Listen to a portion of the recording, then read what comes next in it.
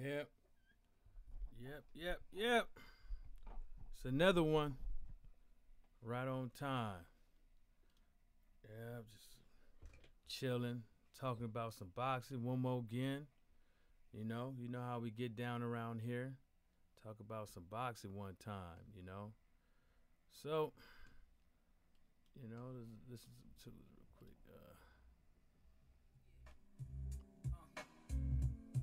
Check it out, man. It's fine with people listening. Yeah. By the incense, whatever. Uh, Sip some.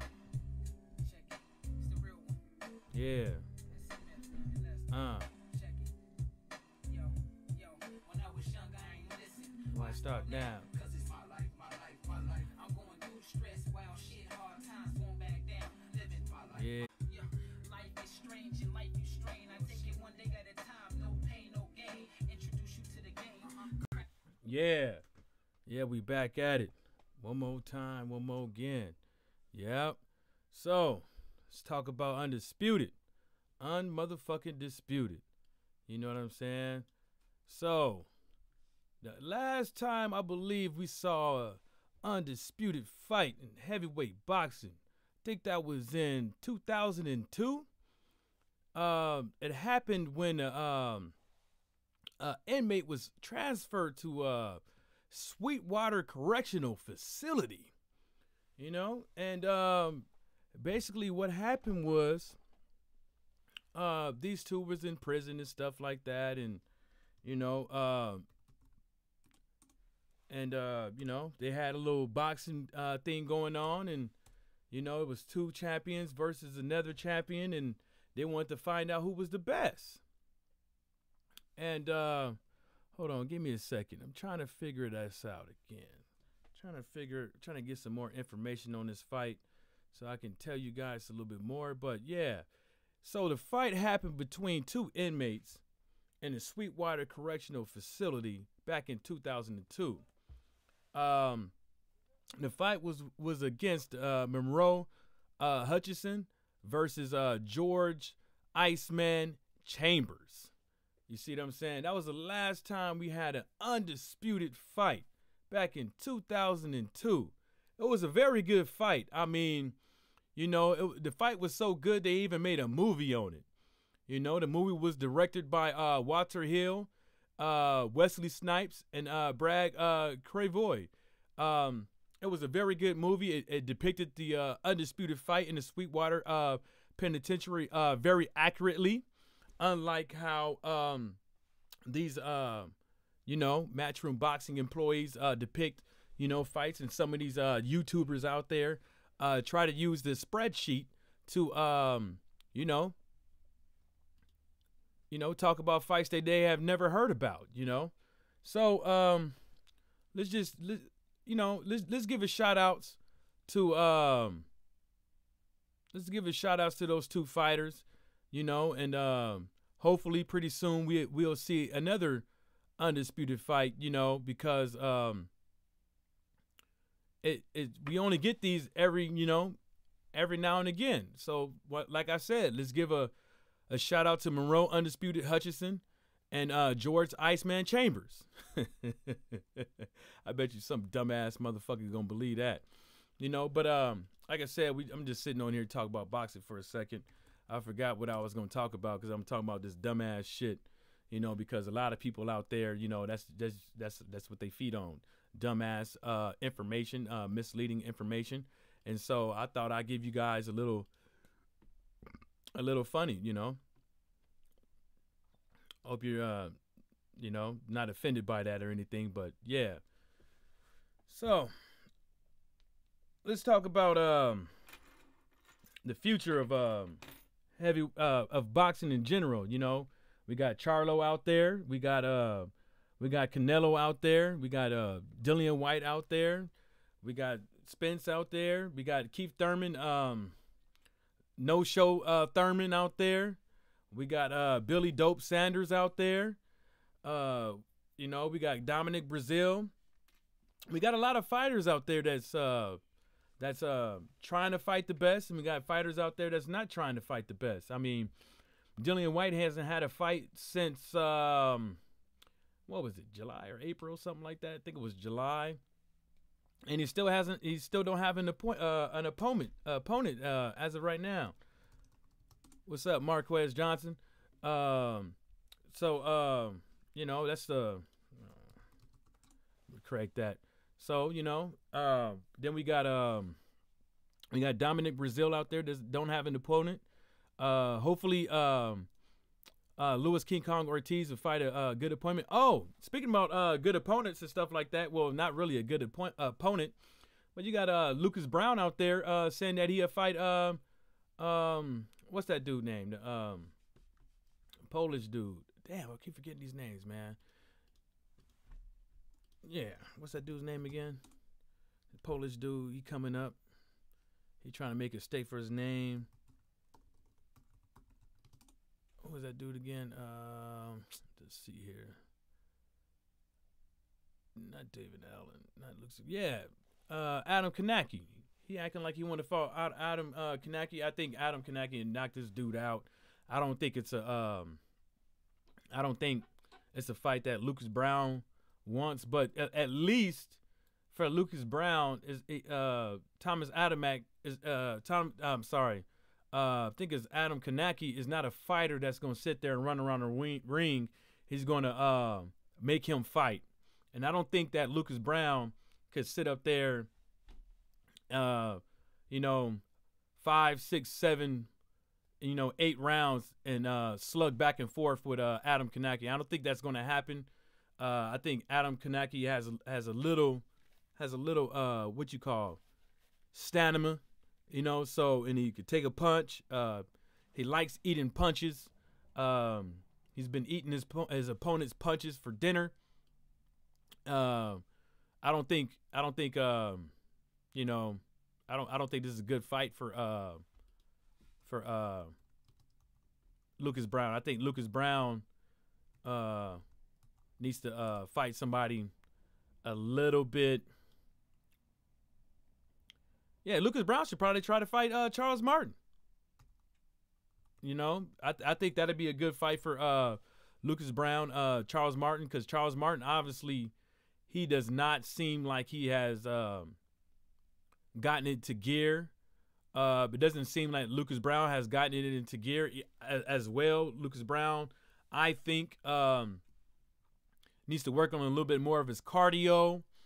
Maybe he could spare to lose maybe 10 pounds to get 10, 15 pounds, get a little lighter on his feet. Maybe that'll help him move around the ring a little bit, because Lucas Brown still is not moving his head. He's still missing a lot of punches. He doesn't look like Lucas Brown seems like one of those fighters that he's not really fighting for nothing but a paycheck, it seems like, but I'm not going to say a paycheck necessarily. I'm pretty sure he's still fighting for the love of boxing, but he's not a fighter that anyone sees out there holding the title, especially at his age, as far as him working back up into the rankings, and then not only that is getting a shot at a title. I don't think that happens. I think the only way that Lucas Brown will get a title if it fell in his lap. Lucas Brown is probably, I think he's like 39 years old. He's probably like 38, 39, maybe 40 years old. So you got to think about it like him trying to get a title fight again is a couple years down the line, and that'll make him maybe around 41, 42. Even if he was to climb up the rankings or something like that, because I don't see Anthony Joshua fighting him for a voluntary. I don't see Deontay Wilder fighting him for a voluntary. He got guys in line. He got Dominic Brazil, Dillian White. I mean, there's other guys out there that's more credible than him that they could get a title shot, that he could give a title shot, voluntary title shot too. So I think as far as Lucas Brown, he's just doing this for the love of boxing, or monetary amounts. I don't think he's doing it for anything but trying to get a title. That's just not going to happen. He doesn't have that much time in his sport left, and he's sure enough looks like Father Time has arrived. Even though he won his last fight, but still Julius Long looked like he had some hand issues in that fight. He was, but that's not Lucas Brown's fault. That's just the way it is with the sport of boxing. You step in the ring and you end up getting hurt in the ring. I mean, it's still a win for the the other opponent. Obviously, he hurt his hand hitting the guy. So, shout outs to Lucas Brown for beating Julius Long. I mean, or whatever. But I still don't. And then another thing, I wanted to talk about today was, some of these YouTube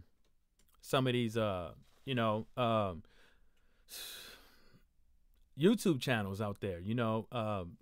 You got this one guy out there that's look like he's about to commit suicide, talking about his fans and how they disrespecting him and bullying him and stuff like that. And then you got another guy out there that just can't seem to keep Deontay Wilder's name out of his mouth. I mean, he's always preaching about how other fighters are using Anthony Joshua's name, but he can't keep he's not going to keep his viewerships without talking about, Deontay Wilder. What's the word? Ain't nothing the word, bird. You know what I'm saying? I'm just sitting there. It just got off the slave ship, So I'm just over here talking about a little boxing. I just got done talking about an undisputed fight that happened in the Sweetwater penitentiary earlier. As you can see, the two fighters up there, that fight was in 2002. That was the last time we had a heavyweight undisputed bout. I just got done talking about that. Then, of course, talking about, some of these YouTube channels out there that's making a living off of talking about Deontay Wilder, using his name. I mean, they're out there saying that they think Tyson Fury is not ready. They think that Deontay Wilder and Tyson Fury are doing nothing but just trying to sell a fight, and between their antics and then their backstage camaraderie, you know what I'm saying, and they're hating, and they're really going to be hating if these pay-per-view numbers are good. They're really going to be hating after that, because they're going to make an excuse and say that, look at the fight card. I mean, well, that's what you need for any type of heavyweight, any type of headlining fight like this. You want a good fight card. You don't want the night to be boring all the way into the main event. You want some exciting fights. You want a couple big names out there, and I think it's healthy for the sport of boxing, especially for the PBC. The PBC has been planning this for a very long time. A lot of people want to say that Al Heyman has been Al Heyman only did what he had to do, which was get with Fox and ESPN and stuff like that because of Eddie Hearn. And no, that didn't happen because of Eddie Hearn. That happened because that Al Heyman has sold Fox and ESPN a good product. He has been testing on multiple channels over the course of a few years, and these big networks have been seeing that it is successful, and also these big networks, you can't say that they are not out there brainstorming and looking at different ways that they can make money, because in my opinion, this whole $70 for pay-per-view to $100 per pay-per-view is about to be over. It's about to be over because the net neutrality thing is not going to happen. Some of that stuff in there is going to happen, but a lot of it is not going to happen because people are just not going to buy it. They're just going to stream it for free. Using Kodi or some type of VPN or something like that.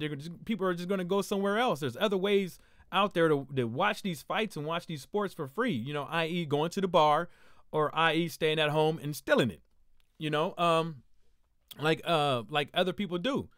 Like I said, I think Al Heyman has been planning this for a very long time, and I think this he was planning this before Eddie Hearn even got with Matchroom Boxing has got with the Zone, because we just can't credit Eddie Hearn for everything that happens with Matchroom, because you have Barry Hearn, you have Eddie Hearn and Barry Hearn. Barry Hearn is still at the helm, no matter what these YouTube channels say, no matter what Eddie Hearn says, no matter what Barry Hearn says. Barry Hearn's name is still on the paperwork. He is the guy that is liable for anything when it comes to Matchroom Boxing. So he's still the guy. He's still the head honcho. Whatever, if he was to step in and say this, that's what exactly is going to happen. Now back to Al Heyman. Al Heyman has been planning this for a very long time. He's probably for a couple years. I'm pretty sure a man at that stature does not move like that. I'm pretty sure he lines everything up like it's a chess match. So that whole he's only doing it because Eddie Hearn, Matchroom Boxing forced him to, and all that stuff. Nah. What up, TBC? Terrence Bud Crawford. The Boxing Clinic. What's up, Pugilism? Yeah. So I don't think that was overnight. I think it was calculated like a chess match, and these major networks out there, they see that there is money in Al Heyman.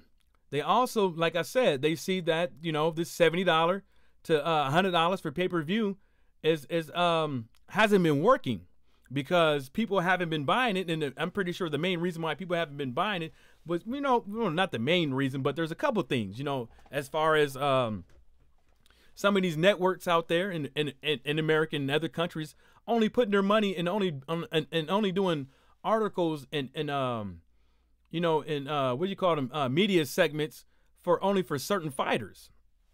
And I think that's kind of messed up. But now, as you see that Tyson Fury was on the Breakfast Club this morning, and I think that was a very good interview. I think that he didn't bring up all of his problems. He brought up the alcoholism. He brought up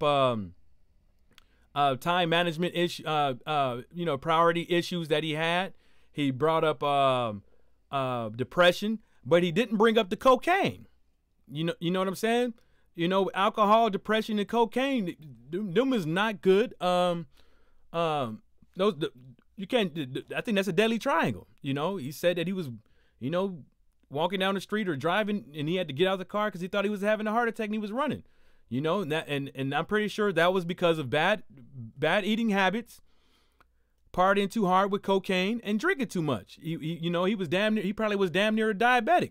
He probably had high blood pressure, sugar was low, and all that stuff. So, but other than that, it was a pretty good interview. I think that Charlemagne and DJ Envy and what's that girl's name? I think at the end of the day, they don't know much about boxing. They didn't know much about Tyson Fury. I'm pretty sure they tried to do their homework before the interview, but they did not talk about. They didn't ask good questions. They didn't ask any hard questions, which that really doesn't matter. That's not really their area. Sports really their area is really their area is really gossiping. Because Charlemagne's a gossip queen.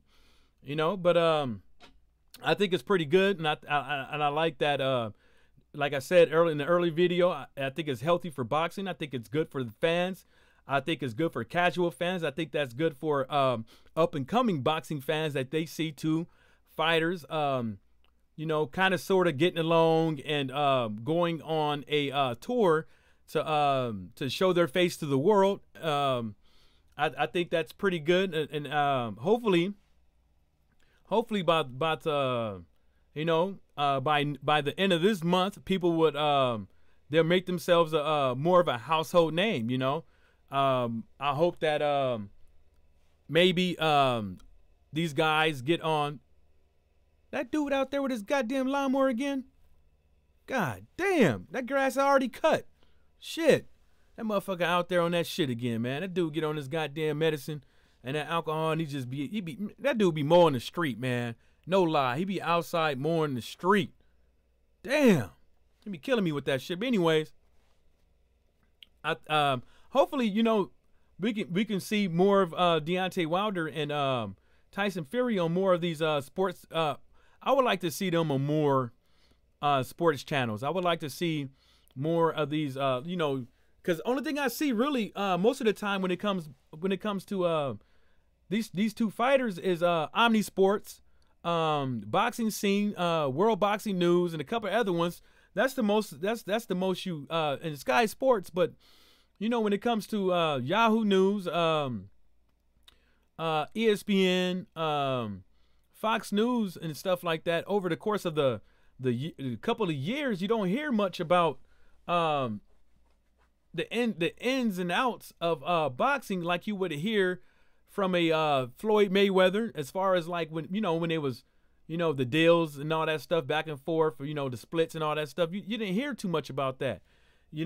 As far as when it comes between Deontay Wilder and Tyson Fury, you don't hear about them bringing up Tyson Fury's cocaine habits like you hear about with Tyson Fury's cocaine habits and some of the derogatory things that he said in interviews or on social media. You don't hear those things like them bringing that up like they was bringing up, you know, Floyd Mayweather all abuse and all the other stuff. But, you know, at the end of the day, that's pretty good they're not doing that, because that would sidetrack the fans from the actual fight, because right now that has nothing to it has nothing to do with what's going to happen on fight night.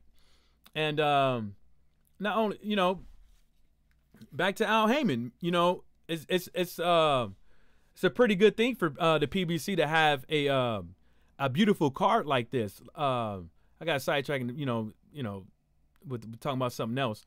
It's a beautiful thing that they having a fight card like this, because I don't think we had something like this in a long time. A heavyweight fight with a fight card like this. You know, I can't think of one.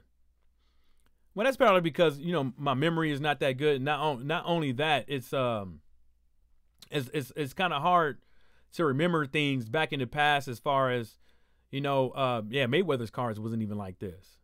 His cards wasn't even like this. Damn. Shit. Yeah, this is gonna be pretty good, but, you know, it's good for boxing. Hopefully, you know, after this fight, we can get another one of these.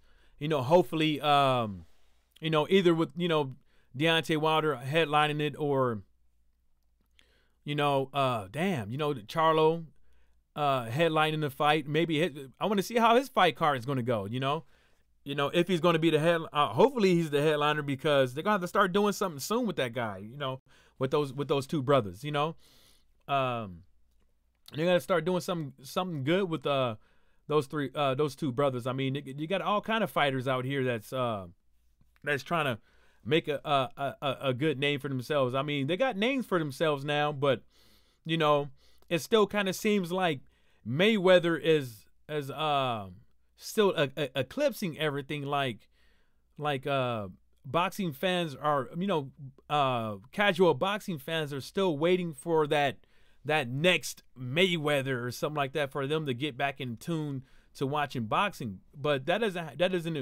doesn't go like that when it comes for you know, Mexican fighters. You know, it don't, you know, you got Canelo, you know, even when that you had Marquez, people were still showing up to his fights like that. You know, I'm pretty sure I don't know how Eric Molina's numbers are, but, you know, Eric Molina has, you know, he has fans. He has a lot of fans. I mean, that dude can't be walking around LA without a few Mexicans not knowing his name, not knowing his face, you know. So you know, that's a good thing, you know. for the sport of boxing too. The casual fans, some of them been holding it down. The Latino fans been holding it down, and some of these other fans been holding it down. But I think the main thing about it is I don't think it's really necessarily the fans' fault and these promoters' fault and these boxers' fault. I think it's the news. I think it's more of their news because if the news is not interested in it, and they are not going to sell the fight like they should. They're not going to talk about the fight like they should. I mean, but now we have an interesting fight going on, and I think they should be talking about this fight and following this fight a little bit more, especially when you have ESPN and Fox News having a deal with the PBC. I think they should put a little bit more effort into selling these fights than what they have been doing in the past. Because only thing they want to talk about, really, in my opinion, is Errol Spence and Triple G. I mean, Canelo, Sal Alvarez. I mean, Canelo and Triple G. I mean, look at their fight and look at what they were talking about with them. I mean, Stephen A. Smith for a while couldn't get Stephanie A. Smith couldn't get Triple G's nuts out of his mouth for a while. So, that's another thing with that. And now we got these two pristine fighters up there, pristine like a head hair of lettuce up there, and hopefully Eddie Hearn will get his foot out his ass and believe this fight is going to happen. Hopefully some of these YouTubers out here will get their foot out of their ass and believe this fight is going to happen. Because sitting over there, playing down this fight and talking bad about Deontay Wilder because that sells. Talking bad about Tyson Fury because it sells. Talking bad about the PBC because it sells. Talking bad about American boxing fans that are on YouTube that have quality commentating. You need to get your foot out of your ass about that. What you need to be doing is talking about boxing in general and talking about these good fights that are happening, because I don't see a lot of these, not all, but I only see a few UK channels talking about American boxing. I'm sorry, American fighters. I don't see them, but we do. We talk about it. We talk about every single, not every single last one of them, but a couple of them over there. You know what I'm saying? And the thing that gets me the most is that a lot of these UK guys don't like to do that because only thing they have to hold on to is over there. Because pretty soon, like they know and everybody else know, that shit is going to be over. Anthony Joshua will not be fighting forever. Anthony Joshua will not have 3 heavyweight titles forever. That shit is gonna end, and when it ends, what side are you gonna be on? Are you gonna be on a boxing? Are you gonna be a boxing fan or a boxing hater? You know what I'm saying? It's just sad. Where it's going. I mean, you can't talk good about none of these fighters over here, because Tank Davis gonna run through the UK, Errol Spence gonna run through the UK, Crawford gonna run through the UK.